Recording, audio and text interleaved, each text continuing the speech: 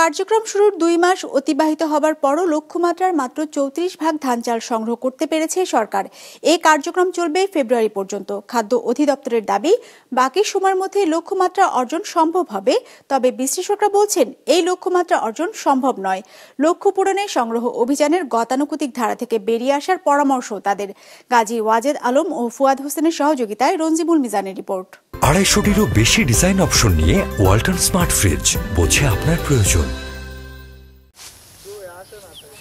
গেল মৌসুমে আমনের বাম্পার ফলন হয়েছে। সেই ফসল উঠেছে কৃষকের ঘরে। কৃষকের উৎপাদিত সেই ফসল কেনার কার্যক্রম গেল 17 নভেম্বর শুরু করেছে সরকার, চলবে 28 ফেব্রুয়ারি পর্যন্ত।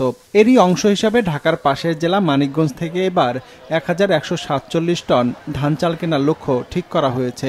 বিপরীতে 20 জানুয়ারি পর্যন্ত 171 টন চাল পাওয়া গেলেও ধান সংগ্রহ করা যায়নি 1 টনও। শুধু মানিকগঞ্জ নয়, ধান উৎপাদনে এগিয়ে উত্তরের জেলাগুলো। রংপুর বিভাগের 8 জেলা থেকে আমন মৌসুমের জন্য 2,29,000 টন ধান চাল সংগ্রহের লক্ষ্য ঠিক করেছিল খাদ্য অধিদপ্তর। এর মধ্যে 20 জানুয়ারি পর্যন্ত সংগ্রহ করা গেছে 96,08,000 টন, আর ধান সংগ্রহ হয়েছে 2,785 টন।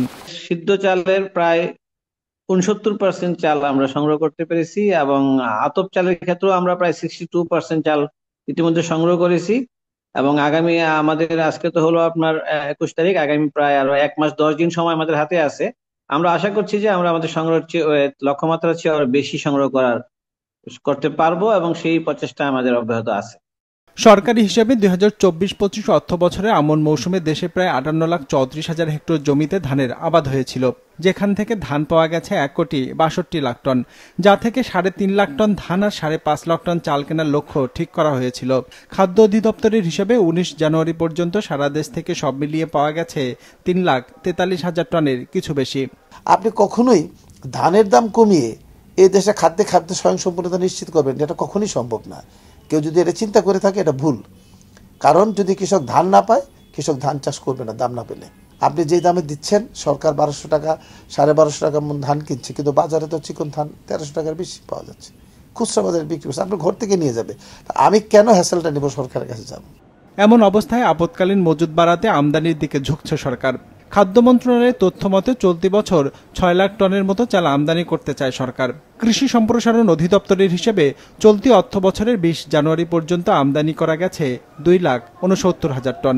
বাকিটা আমদানি করতে মিয়ানমার, ভিয়েতনাম ও পাকিস্তানের সাথে আলোচনা চলছে। সরকারি মহলের একটা বোধহয় খুব ইচ্ছা, তার আমদানিতে বেশি কমফোর্ট ফিল করে। স্থানীয় কৃষকদেরকে তারা বেনিফিট দিতে চাচ্ছে না, তারা আন্তর্জাতিকভাবে অন্যান্য দেশের কৃষকদের বেনিফিট দেওয়ার জন্য আমদানি করছে। আমি যদি এই আমদানির টাকাটা যদি স্থানীয়ভাবে ব্যয় করতাম, আমার ডলার এক্সপেন্ডিচারও লাগতো না। আমি এই সাবসিডি যদি কৃষকদের দিতাম, ধান ক্রয়ের সময় একটা সাপোর্ট দিতাম, তাহলে কিন্তু এই ডলারের পরিবর্তে আমি স্থানীয় মুদ্রায় দিয়ে আমি কৃষকদেরকে আরো আনতে পারতাম। আমন মৌসুমে 47 টাকা কেজি দরে সারা দেশ থেকে চাল সংগ্রহ করছে সরকার, আর ধানের দর ধরা হয়েছে 33 টাকা প্রতি কেজি। Ranjibul Mizan, business report, Maasranga television.